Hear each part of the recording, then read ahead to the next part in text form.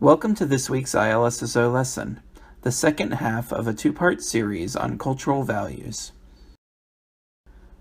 Let's quickly refresh ourselves about what is meant by the term cultural values. David Livermore, author of The Cultural Intelligence Difference, writes that cultural values are simply society's ideas about what is good, right, fair, and just. Last week we uncovered the first three cultural values dimensions. This week we'll pick up where we left off by tackling individualism collectivism, cooperative competitive, time orientation, and being-doing cultures. Each of these dimensions represents a spectrum, which can be represented as a single line extending from the center in two opposite directions. Dimensions tend to have two extremes, which fall on either side of the spectrum. Cultures tend to fall somewhere on the line, with one culture being relative to another. When you complete the required cultural intelligence assessment for this course, you'll learn where your personal preference falls in each of the 7 cultural values spectrums. As you learn about each values dimension, make a guess as to where you think you personally fall as an individual on each continuum line. Our first dimension this week is individualism collectivism. This is the extent to which personal identity is defined in terms of individual or group characteristics. Individualist cultures emphasize the rights and responsibilities of the individual. These cultures believe that individuals' rights and goals are more important than personal relationships. Collectivist cultures prioritize the rights and needs of the group. As would be the opposite of an individualist culture, collectivist cultures believe that personal relationships and the benefit of the group are more important than individual goals. A great example of collectivism is the African philosophy of Ubuntu. This concept is roughly translated to say, "I am what I am because of who we all are." It speaks to a sense that our own lives are very much connected to the lives of those around us. Desmond Tutu, a Nobel Prize winner and Archbishop of the Anglican Church, said, "We think of ourselves too frequently, just as individuals, separated from one another, whereas you are connected, and what you do affects the whole world. When you do it well, it spreads out for the whole of humanity." We'll see multiple examples of Ubuntu during our travels to South Africa in just a few weeks. Cooperative competitive is the extent to which social relationships and emotions are valued in contrast with a priority on achievement and competition. Cooperative cultures value a more collaborative, nurturing approach to situations. High value is placed on relationships and family in these cultures. Competitive cultures have a more aggressive and assertive approach to life. Cultures such as these place high value on accomplishment and achievement. Most of us have probably heard of the furniture design company IKEA. The company was founded in Sweden in the 1940s, but it's since become a global brand. Let's check out one of their commercials and see if you can identify what side of the cooperative competitive spectrum Sweden might lean towards.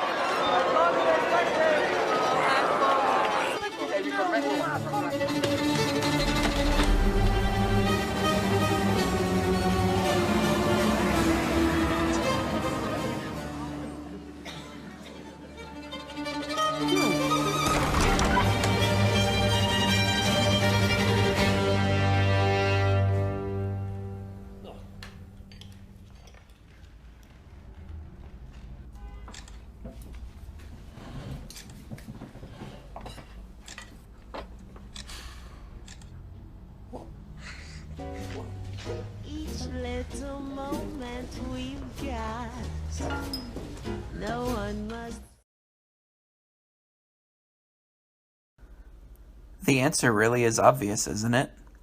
According to research conducted by the psychologist Hofstede, Sweden is actually one of the most cooperative, and therefore least competitive, nations in the world. Time orientation refers to the extent to which there is a willingness to await success. Short-term cultures emphasize instant results. They see the future as unpredictable and value immediate outcomes more than long-term benefits. Long-term cultures, however, are more interested in long-term innovation and success, even if it means delaying initial gratification.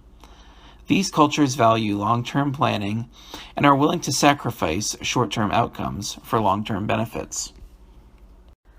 If you're looking for an illustration of this cultural dimension, don't look farther than your own kitchen. Two common appliances in nearly every home are microwaves and crockpots. They both cook food, but they usually require the chef to make a choice between sacrificing speed or sacrificing quality. If you're going to use this analogy to think about time orientation cultures, I'd caution you to be clear that one end of the spectrum isn't any better than the other.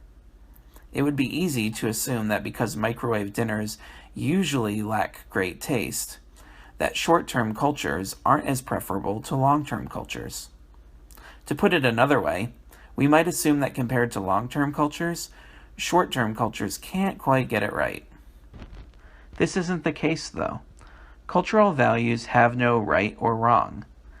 These values are a measure of what society feels is good, right, fair, and just. Doing refers to the extent to which action and results are emphasized and valued.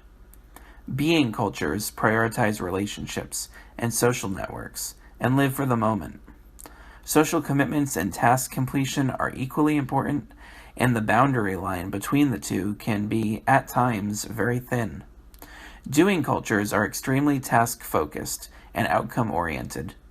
Task completion takes precedence over social commitments, with a very clear separation between working and socializing. Imagine you're hanging out with a group of people you've just met. If they ask you questions like, "What do your parents do?" "What are you majoring in?" or "What were you up to this past weekend?" chances are you're in a doing culture. All of those questions are outcome-focused.